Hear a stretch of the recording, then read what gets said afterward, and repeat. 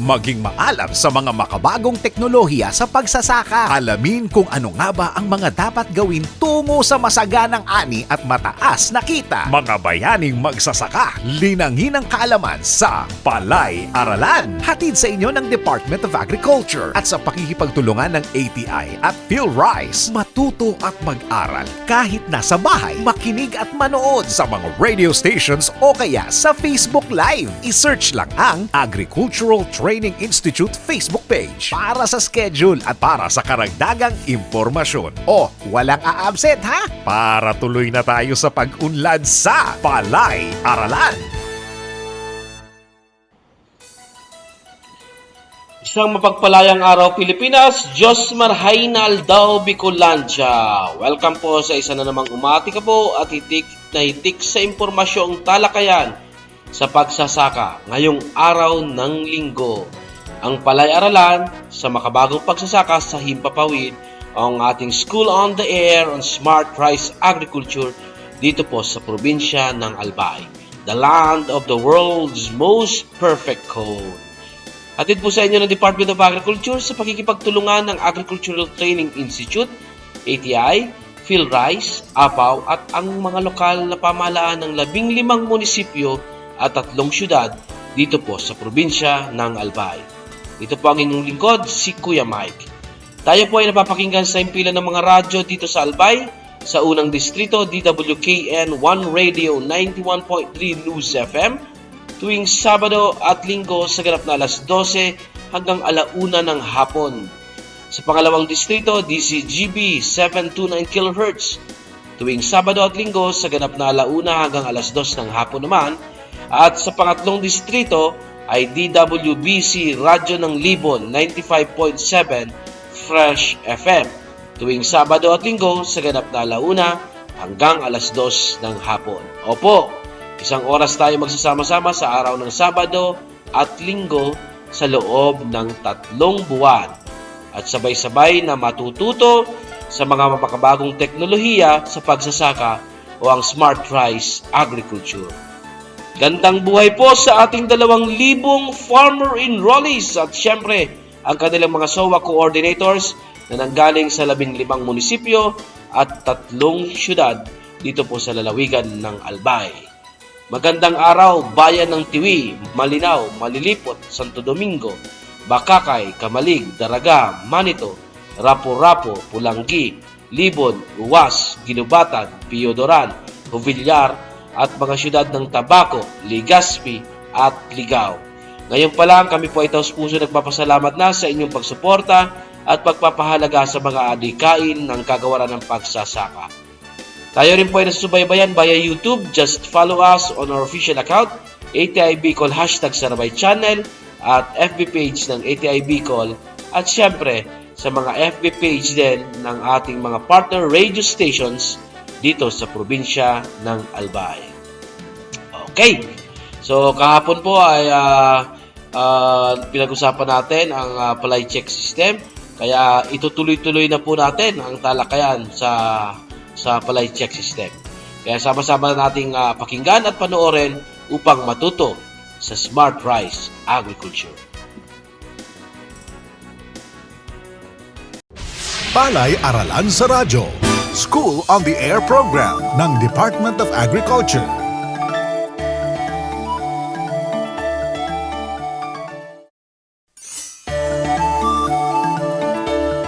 Pabida itong si Manang Biday.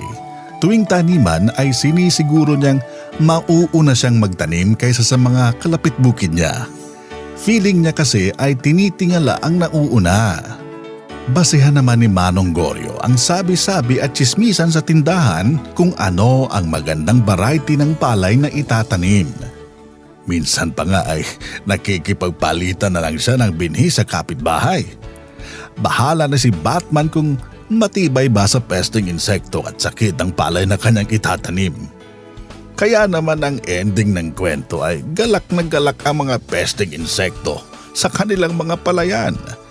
Tuloy-tuloy kasi ang kanilang makakain bukod sa paboritong variety ng palay pa ang kanilang tanim.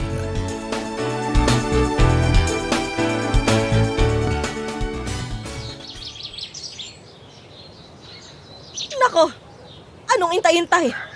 Bakit ako makikisabay sa mga kalapit bukid ko para magtanim? Pwede namang mauna. Wala akong batas na lalabagin. Magpapatanim na ako. Pwede na itong binhing palay na ito. Taniman na sa susunod na linggo. Choosy pa ba ako? Mukhang matibay naman sa peste itong binigay ni paring Ambo. Paglipas ng panahon. Sandali lang. Bakit halos lahat yata ng pesteng insekto ay nasa palayan ko na? Itong mga katabi ko ay hindi naman inatake ng mga pesteng mga ito. Anong nangyari?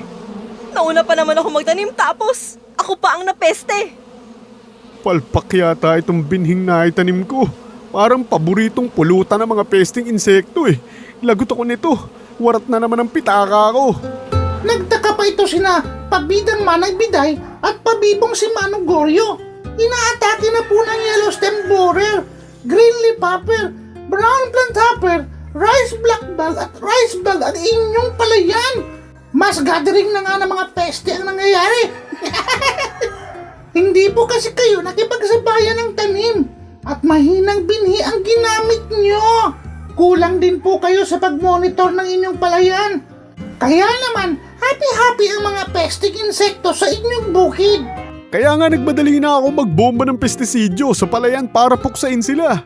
Pero walang nangyari. Hindi kasi spray ang solusyon. Paano mo naman nalaman? Aber? Sa radyo, makinig din kasi kayo ng mga programang pang-agrikultura.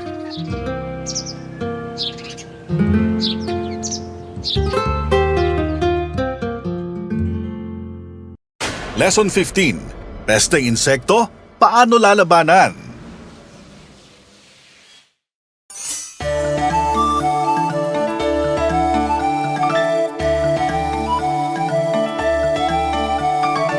Maraming dahilan kung bakit inaatake ng pesteng insekto ang palayan na siyang dahilan ng naghihikaos na ani at kita.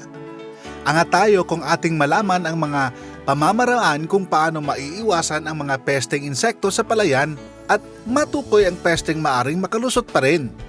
Upang talakayin ang offline iwas peste, makakasama natin ngayon si Ginoong Leonardo V. Marquez, Insect Pest Management Expert mula sa PhilRice. Sir Leo, paano po umaatake ang pesteng stem borer, green leaf hopper, brown plant hopper, rice blackbug at rice bug sa ating mga palayan? Bago po ang lahat, magandang araw muna po sa ating mga tagapakinig.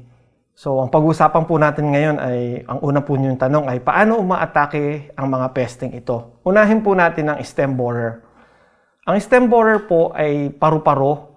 Ito po ay mangingitlog at ang uod po ay mapipisa. Ito po ay papasok sa loob ng tillers o yung tangkay ng palay at kakain po ito sa loob.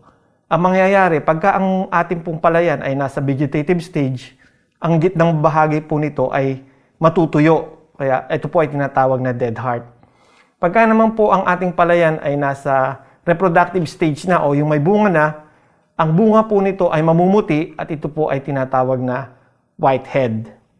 Ngayon naman po, pag-usapan natin ang green leaf hopper.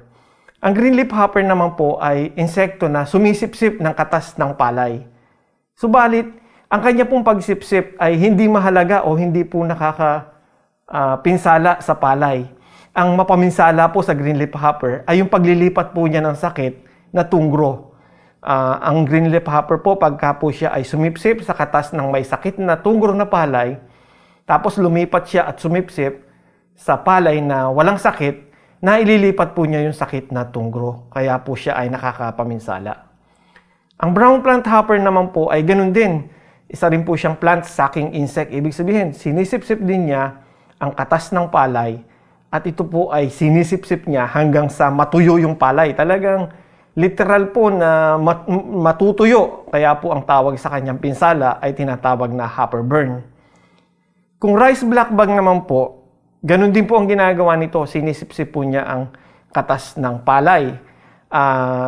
Natutuyo din ang buong puno ng palay at ang tawag naman po natin sa kanyang pinsala ay bug burn.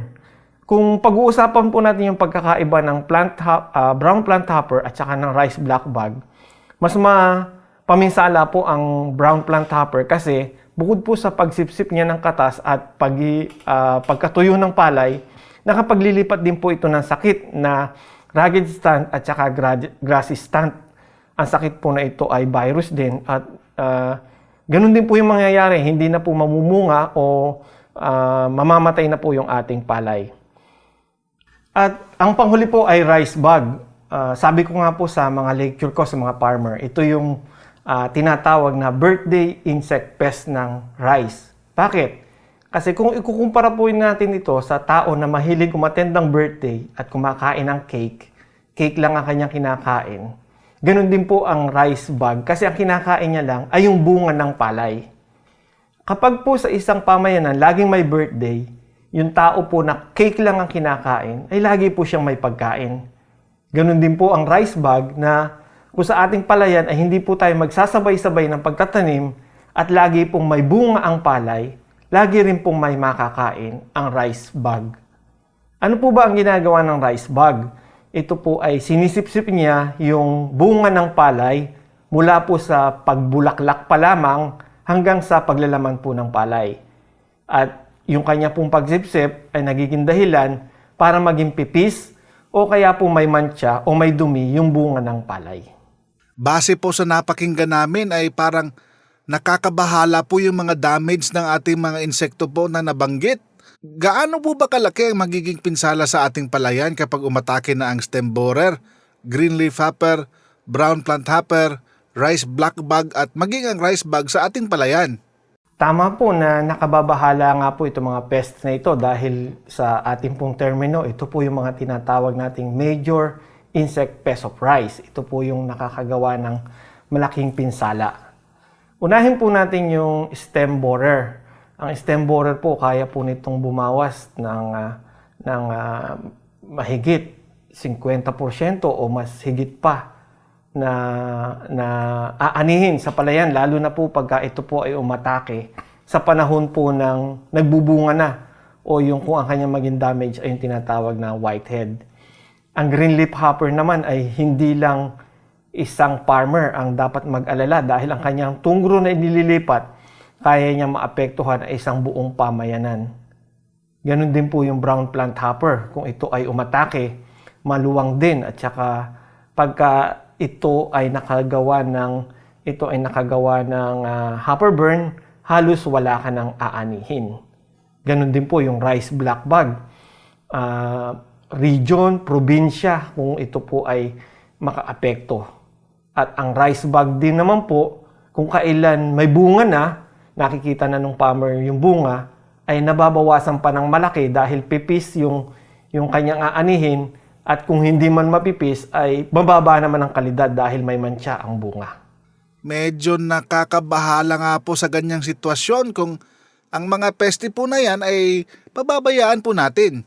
So paano po natin maiiwasan o kaya naman mababawasan man lang ang mga pesting ito sa ating palayan?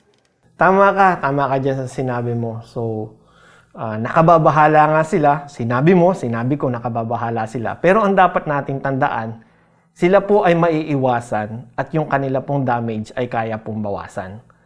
Unahin po natin yung mga general na paraan o lahat ay masasakop muna lahat ng peste. Sa umpisa pa lang ng ating pagtatanim, gumamit na tayo ng mga variety na may matibay na resistensya laban po sa mga peste nito, stem borer, green leaf hopper, brown plant hopper, rice bug, at saka rice black bug. Ngayon po, pag gumamit na tayo ng maresistensyang variety, sabayan po natin to ng tamang pagtatanim. Paano pa tayo tamang pagtatanim? Ang ibig ko po sabihin ay sumabay po tayo dun sa ating mga kalapit bukid. Ang mahalaga po dito, pagka po sabay-sabay tayo magtatanim at aatake ang alinman po sa mga pesting ito, hindi po tayo mapupuruhan. O kaya po wala po sa ating mga kalapit bukid ang mananatili o mas malaki yung kanyang magiging pinsala dahil sabay-sabay po tayo nagtanim. Ang ibig po sabihin nito, mas maluwang po yung lugar na kakainan at hindi lamang dun sa ating bukid. And then, tingnan din po natin yung tamang pag-aabono. Paano ba yung tamang pag-aabono? Ang palay po natin, ang tanim po natin palay, mentras po nilalagyan natin yan ng pataba, gumaganda, tataas po ang ani natin. Tama. Subalit, mayroon din po yan tinatawag na threshold o yung hanggang doon lang, kahit dagdagan mo pa ng maraming pataba yan, ganito lang yung kanyang aanihin. Pero, yung sobra nating nilalagyan na pataba, ang magiging sanhi naman po ito ng paglambot at sobrang pagberde ng ating palay. At ito po ay nakakaakit sa mga peste na ito. Sabi ko nga po, mga nakababahalang peste na ito. At pag tinamaan yung ating palay, malambot, madali po silang masira. So, yun po yung mga general na paraan. Tingnan naman po natin kung iisa-isahin natin. Ang stem borer po, pagka po ang ating palayan ay bata pa lamang at ito ay umatake at nakapagdulot po ng tinatawag na dead heart. Yung pong ating palayan, halimbawa may namatay na tillers, yung ating pong palay ay makaka-recover po yan sa sira po ng stem borer. Wala pong dapat uling ikabahala. Ngayon, sunod po natin yung stem borer atake po pagka naman po ang palay ay may bunga na. At ang palay po natin ay makakapagdulot na po ng tinatawag na whitehead. Ang gagawin po natin, titingnan po natin kung yung po bang buwan ng ating pagtatanim ay nakatama rin yung ating pag-ani o yung pagbubunga ng ating palay ay nakatama din ba sa regular na pagdami ng stem borer sa ating palayan. So ngayon, kung halimbawa may stem borer na, titingnan po natin ay kung kailan lalabas yung paru-paro. Makikita po natin to sa ating ilawan, sa ating mga ilaw sa poste, at ganoon din po sa bukid. Huwag muna po tayong mabahala pag nakita natin yung mga paru-paro. Ngayon, tingnan natin kung kung mangingitlog na sila sa ating palayan. Dapat, isa yan sa dapat nating kilalanin. Kasi sabi ko nga kanina, ang stem borer ay isa sa mga nakababahalang peste ng palay. So, kilalanin natin dapat yung itlog. Ngayon, yung itlog po na yon, kunin natin, kumuha tayo ng sample. Ilagay natin sa garapon o sa bote, ilagay natin ng takip. Intayin natin kung kailan mapipisa. Dito na po papasok kung ang mapipisa po dito ay yung uod ng stem borer o yung tinatawag po natin mga parasitoid. Yung mga parasitoid po, ito po yung pumapatay sa uod ng stem borer. So, titignan natin kung ano yung mas marami. Kung yung uod ba o yung parasitoid. Pag nagkataon na mas marami po yung uod ng stem borer at tayo gagamit ng chemical, dapat po gawin na natin ang pag-spray sa loob lamang ng 3 araw. Bakit 3 araw lang po? Kasi po yung uod ng stem borer, pagkapisa po nito, mayroon po siyang 3 araw bago pumasok sa suwi ng palay. Pag nakapasok na siya sa suwi ng palay o doon sa tiller, nandoon na siya sa loob, kahit po bombahin natin sila ng pamatay peste, hindi na po natin sila mapapatay. So, ang sinasabi ko po dito, meron po tayong option pagka tayo ay kumolekta ng itlog ng stem borer, malalaan natin kung kailangan ba natin ng chemical o kung kailan tayo mag-i-spray. So, yun po yung una. Sumunod po ang green leaf hopper. Ang sabi ko kanina, ang pagsipsip nito ng katas ng palay ay hindi mahalaga. Subalit po, pagka may tunggro sa paligid, yun po, nagiging mahalaga ang green leaf hopper. Kung pagbabatayan po natin ang paggamit ng chemical, kung may green leaf hopper at walang tunggro, hindi gagamit ng chemical. Pagka naman po may green leaf hopper at mayroong tunggro, obligado pong gumamit ng chemical. Yun po yung ating mga tatandaan. Isunod po natin ang brown plant hopper. Ang brown plant hopper po dapat ay hindi po natin ginagamitan ng chemical dahil isa po ang brown plant hopper sa peste na kaya pong kontrolin ng mga kaibigan nating insekto.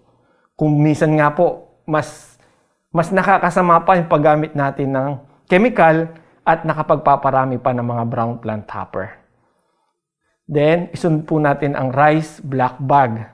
Ang rice black bug po ay ganun din ang kanyang ginagawa. Sumisipsip nga po siya ng katas ng palay. Subalit, meron din po siyang panahon kung kailan po siya dumadami. Una po nating iiwasan, halimbawa, alam natin na sa ganitong buwan ay tataas ang bilang ng mga rice black bag.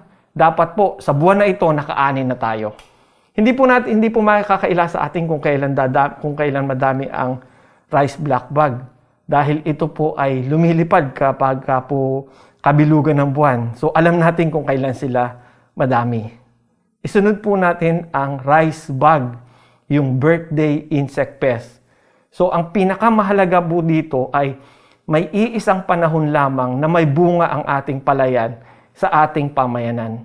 Pagka po tayo ay nagsalit-salit, halimbawa, nagtanim si Pedro, sa susunod na buwan naman si Juan, sa susunod na buwan ay sino pa? Yung isa ko pang kumpare. Ang mangyayari po nun, 3 buwan din po na available ang pagkain.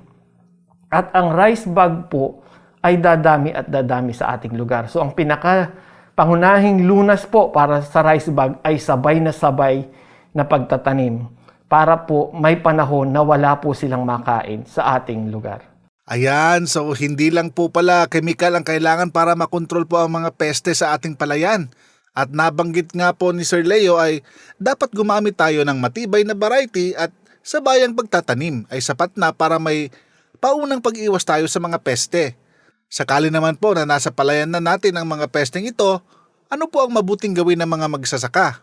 Okay, ang tanong po natin ngayon ay kung sakali namang nandoon na sa atin ang palayan ang mga pesteng ito, ano po ba ang mabuti nating gawin? So unang-una, relax muna tayo. Chill lang muna po tayo. Tapos, tingnan natin ano ba yung peste. Identify kung ano yung peste. Then, tingnan natin yung bang ating variety. Maresistensya dun sa ating maresistensya laban dito sa pesting ito. Kung maresistensya, okay lang. Check. Chill pa ulit. Pagka naman po hindi, tingnan natin kung ito ba ay dadami yung populasyon ng peste. Tingnan po natin kung ang ating peste na mayroon sa ating palayan ay yung tinatawag na rice bug. Alam po natin na ito'y sumisipsip ng bunga ng palay. Tapos ang ating palayan ay nasa tillering stage pa lang, walang bunga. So bakit po tayo mag-alala? Hayaan lang po natin sila. Ganon din po sa ibang peste. Pagka alam po natin na hindi nila kayang sirain yung ating palayan, ay mag-relax lang din po tayo. Tapos, ano pa yung nabanggit ko kanina? Pagka po ang ating palayan ay may peste na, tingnan po natin yung ating paglalagay ng pataba. Huwag po tayong maglagay ng sobrang pataba. Kung kailangan po ng pataba ng palay, ilagay po natin ng 3 beses o split natin ng 3 beses para mabigyan ng panahon yung palay na magamit ng tama yung pataba o yung abono na inilagay natin. Huwag biglaan para hindi sila maging maberde, malambot at maging kaakit-akit sa mga peste. At kung ang peste naman na po na ating sinusubaybayan ay patuloy na dumadami, maaari naman po tayong gumamit ng kemikal. Pero tandaan po natin, ang paggamit po ng kemikal ay huling paraan na lang. At ano po yung ating mga panuntunan o yung mga dapat sundin sa paggamit ng kemikal? Una po, alam natin kung ano yung peste na target natin. Pangalawa, alamin natin kung ano yung pesticide na ating gagamitin. At pangatlo, alam natin kung kailan gagamitin at kung nasaan yung peste na ating i-spray. Pero wag po natin kalilimutan, ito po dapat ay huling paraan na lamang. O nagawa na natin yung lahat ng paraan para maiwasan at mabawasan yung sira ng peste pero dumadami pa rin sila, tsaka lang po tayo gumamit ng kemikal. Ayan, napakarami po naming natutunan sa pamamahala ng peste sa palayan. So hindi po pala tayo dapat mabahala kung nandyan po mga peste sa palayan. Sir Leo, baka may dagdag mensahe pa po kayo sa ating mga tagapakinig, lalo na sa ating kababayang magsasaka. Okay, maraming salamat po sa inyong pakikinig. Muli, i-summarize ko lang po yung ating mga pinag-usapan. Ang mga pesting stem borer, green leafhopper, brown planthopper, rice black bug at rice bug ay ang mga major insect pest ng rice. Sila po ay talagang nakakapinsala sa ating palayan. Subalit, hindi po tayo dapat mag-alala. Iwasan po natin sila sa pamamagitan ng paggamit ng maresistensyang variety. Iwasan po natin yung mga buwan kung kailan sila tumatama o dumadami sa ating lugar. at makipagsabayan din po tayo ng pagtatanim sa ating mga kapwa magsasaka. Kung nasa palayan na natin sila, tulungan naman natin yung ating palay. Huwag po tayo agad gumamit ng pesticide para dumami yung ating mga kaibigan insekto. I-regulate po natin ang paggamit ng fertilizer para ang ating palay ay hindi maging malambot at kaakit-akit sa mga peste. At kung wala po tayong magagawa o nangangailangan na pong gumamit ng chemical, gumamit lang po tayo. At mag-ingat po at dapat alam natin kung paano ang paggamit ng chemical. Yun lang po at maraming salamat po muli sa inyong pakikinig.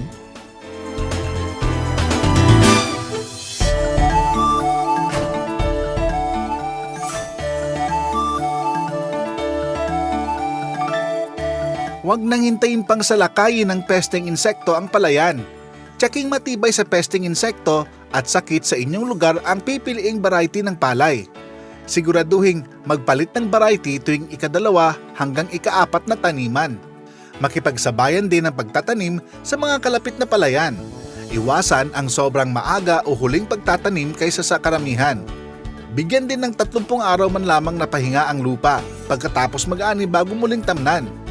Hayaan din nating dumami ang mga kaibigang organismo sa palayan tulad ng tutubing karayom, putakte, gagamba at marami pang iba. Sila kasi ang makikipaglaban sa mga pesteng insekto na yan. Biological control ang tawag dito ng mga dalubhasa. Huwag ispray agad ang solusyon. Maaari kasing madamay na mamatay ang mga kakampi insekto sa palayan. Huwag din po nating kalimutang libutin sa tuwi-tuwi na ang ating palayan nang maagapan ng mga potensyal na problema dulot ng mga peste.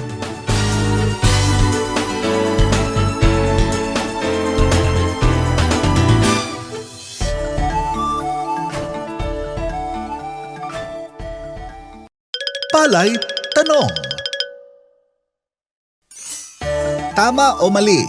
Nang maiwasan ang pagsalakay ng peste, agad na magbomba ng pestisidyo kung may makitang insekto sa palayan.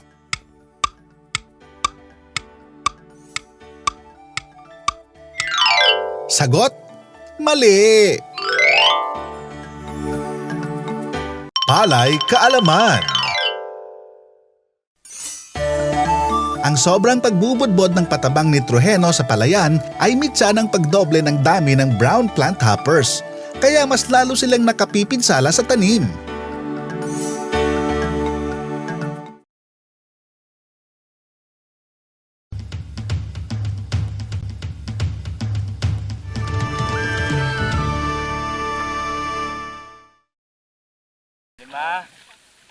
Anim.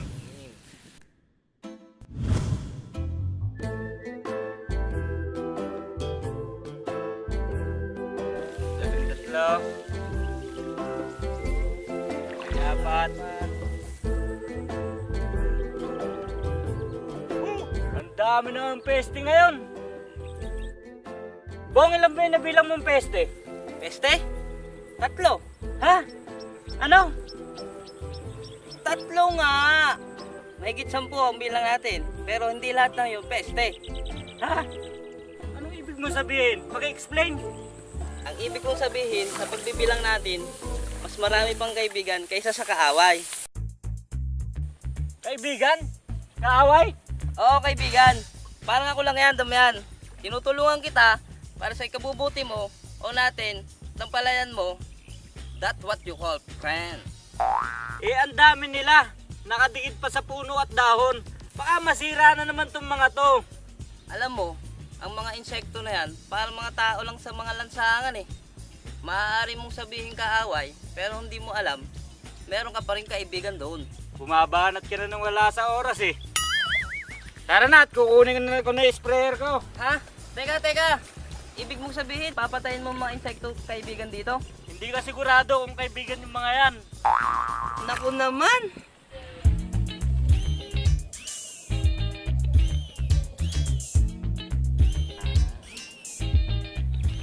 Kaibigan Bong, anong iisip mo dyan? Halika na, mag-spray na tayo. Aha! Damian, papatunayan ko sa iyo ang sinasabi ko. Paano? Maghahanap tayo ng sinasabi kong kaibigan at kaaway. Ikaw na lang. Damian o Damian?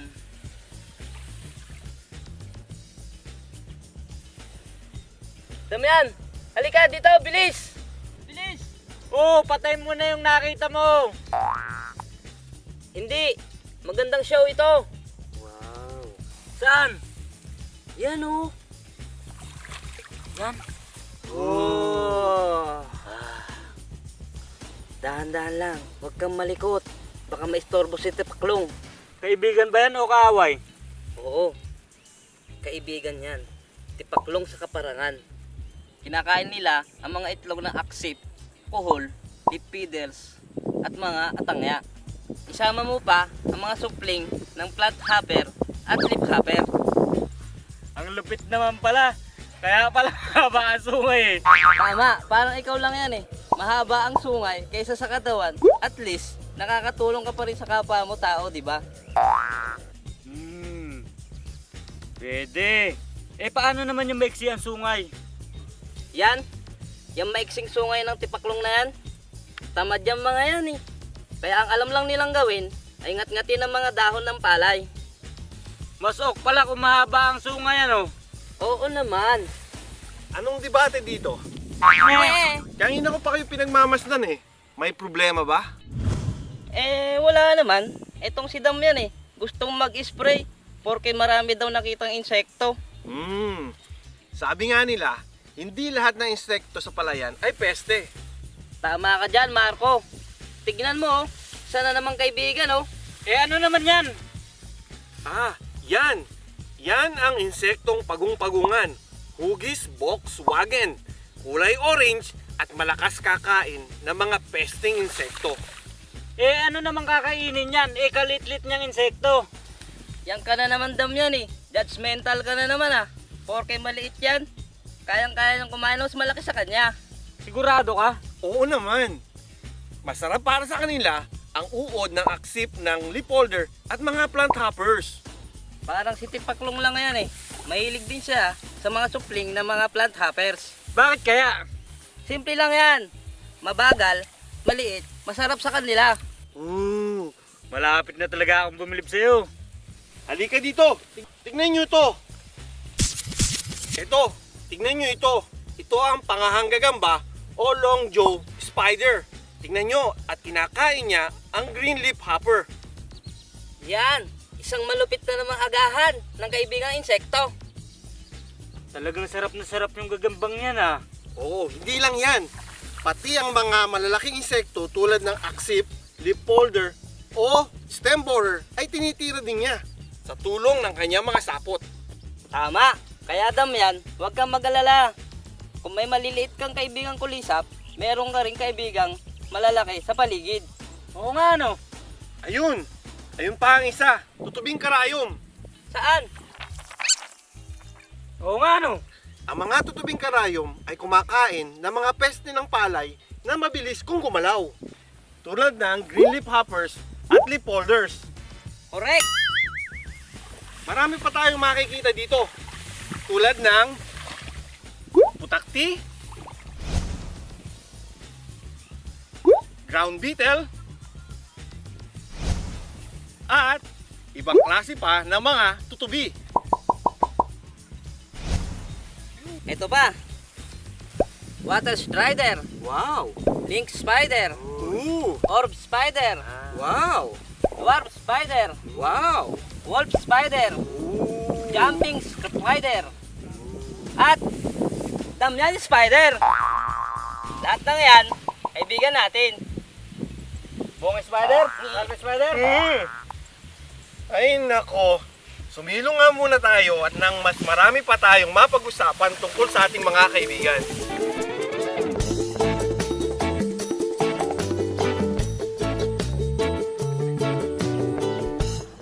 Paring Marco, naawa ako sa mga insektong na-spray ko nung nakaraang cropping. Kaya nga, huwag dapat mag-spray hanggat hindi ka sigurado na peste o kalaban ang mga insekto sa iyong palayan. Correct! Kaya't laging tandaan, hindi lahat ng insekto Ay peste sa palayan!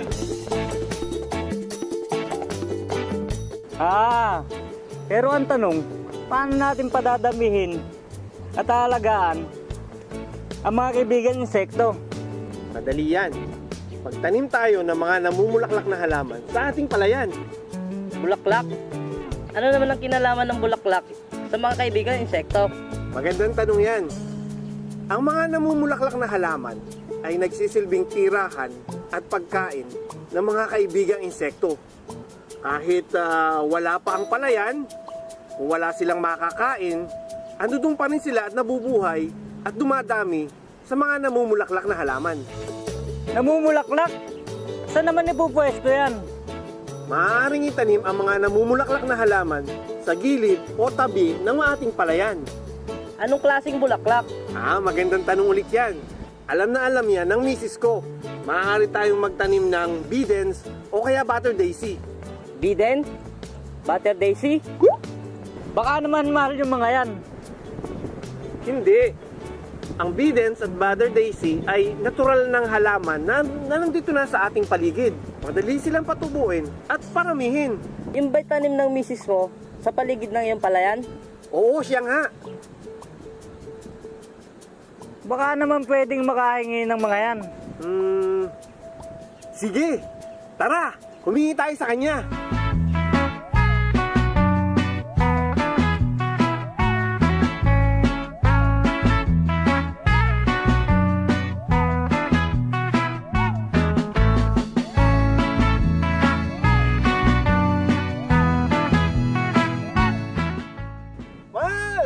Oh, musta? Ang gaganda na ng mga halaman mo, mahal ah. Siyempre naman, katulad na nag-aalaga sa kanila. Kaya nga pala, mahal. Kasama ko si Bong at saka si Damian. Pinag-uusapan namin ang mga tanim mong halaman. Ito ba? Alam nyo ba na hindi lang ito palamuti sa ating palayan? Hindi lang magandang nandyan sila, nakatutulong pa ito para maparami natin yung mga kaibigan nating kulisap na umaatake sa mga peste ng palayan. Kanina pa nga namin pinag-uusapan yan eh. Sabihin mo na. Ikaw na kaya? Baka naman pwedeng makahingi ng namumulaklak na halaman. Aba, oo naman. Itong mga halaman na ito, madaling itanim, madaling alagaan, kaya madali ring paramihin. Kaya okay na okay, bibigyan ko kayo. Talaga ba, mahal? Pwede mo silang bigyan? Oo naman, mahal. Alam nyo ba, hindi lang naman itong mga namumulaklak na halaman na ito ang maaari nyong itanim sa gilid ng inyong palayan. So maaari din kayong magtanim ng mga gulay at maaari nyong dagdag income, no? At siya rin na mapagbabahayan ng mga kaibigan nating kulisap. Ang galing ah. Ganun pala yun. O ito, maaari nyo nang kunin ito. Maaari pa kayong kumuha ng mga bulaklak sa gawiroon. O, konti-konti lang ha. Ayos!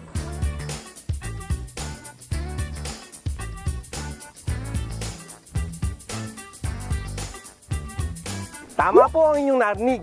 Magtanim tayo ng namumulaklak na halaman sa ating palayan. Sila ang magsisilbing pagkain ng mga kaibigang insekto sa ating palayan. Tulad ng putakti, gagamba, pagong-pagungan at marami pang iba. Sila na ang bahala sa paglaban sa mga pesteng kaaway sa ating palayan. Halaman, bulaklak, sa tabi ng palayan, simple lang at makakalikasan.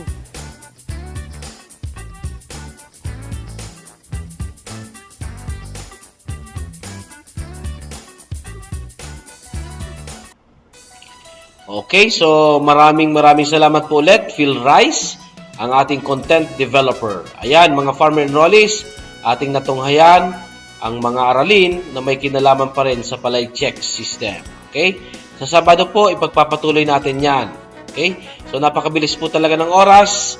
Maraming salamat sa DA, Phil Rice at ATI Bicol, sa aming Center Director, Ma'am Elsa, at sa aming Section Chief, Ma'am Prime.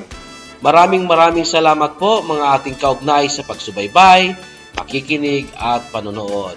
Sa susunod po ulit na Sabado, same time, same station sa iba't ibang distrito dito sa probinsya ng Albay. Nakasama po natin sa technical side si Kuya Chan at si Ate Joy Dean. At ito po ang inyong lingkod, si Kuya Mike, na nag-iiwan ng isang masaganang ani, mataas na kita mga kaugnay. Stay safe and be smart in agriculture. Diyos mabalos mo. O ayan, may bago ka ng alam. Lahat yan natutunan sa Palay Aralan. Maging handa sa anumang hamon ng panahon. Kaya't ibahagi na ang mga natutunan. Pero mas maganda, imbitahan mo na sila sa susunod na enrollment para magkasama na kayo. Hatid sa inyo ng DA at sa pakikipagtulungan ng ATI at PhilRice. Tandaan, maging matalinong magsasaka sa Palay Aralan.